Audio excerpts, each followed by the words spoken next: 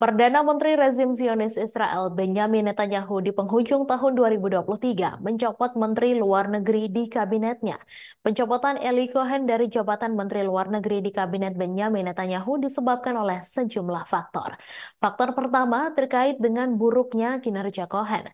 Bulan ketiga Perang Gaza akan segera berakhir dan rezim Zionis berada di bawah tekanan opini publik global dan pemerintah dunia. Sebagai Menteri Luar Negeri, Cohen tidak berhasil menceritakan narasi perang Zionis kepada negara lain. Oleh karena itu, demonstrasi menentang rezim Zionis diadakan di seluruh dunia dengan jumlah massa yang besar. Alasan kedua terkait dengan sebelum Perang Gaza. Tanggal 27 Agustus lalu, Cohen bertemu dengan Menteri Luar Negeri Libya di Italia. Namun pertemuan ini tidak luput dari perhatian kamera dan Menteri Luar Negeri Libya Najla Al-Mohos dicopot dari jabatannya setelah mendapat protes luas dari masyarakat negara ini. Pasca kejadian ini, demonstrasi menentang rezim Zionis di Libya semakin intensif dan normalisasi hubungan antara rezim Zionis dan Libya praktis terhambat. Media Zionis menghubungkan insiden ini dengan kelemahan Cohen dalam perlindungan informasi dan menuntut pemecatannya, namun Netanyahu tidak melakukan hal tersebut pada saat itu dan sekarang setelah perselisihan meningkat, ia memecat Cohen.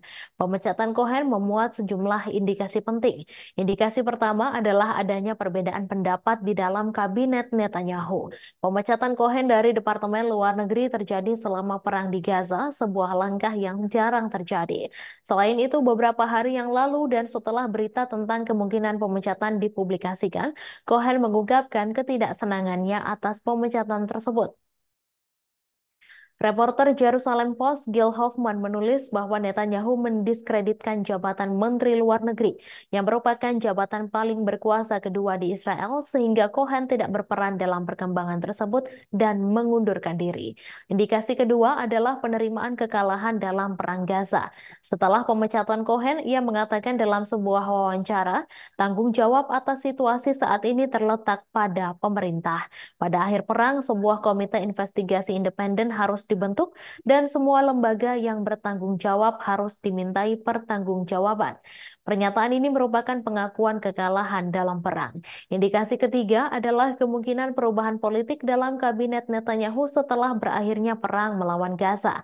Cohen diberhentikan oleh Netanyahu dan tidak jauh dari ekspektasi bahwa Netanyahu juga akan menghadapi runtuhnya kabinet setelah perang dan bahkan kehidupan politiknya akan berakhir. Demonstrasi menentang Netanyahu terus berlanjut di wilayah pendudukan dan ribuan orang mengadakan demonstrasi menentang Perdana Menteri ini setiap hari. Hal ini terjadi ketika rezim Zionis sedang berperang dengan Gaza. Agar tetap berkuasa, bukan tidak mungkin Netanyahu akan mencopot sejumlah menteri lainnya, termasuk Itamar Ben-Gvir, Menteri Keamanan Internal rezim ilegal ini. Download Tribun X sekarang, menghadirkan lokal menjadi Indonesia.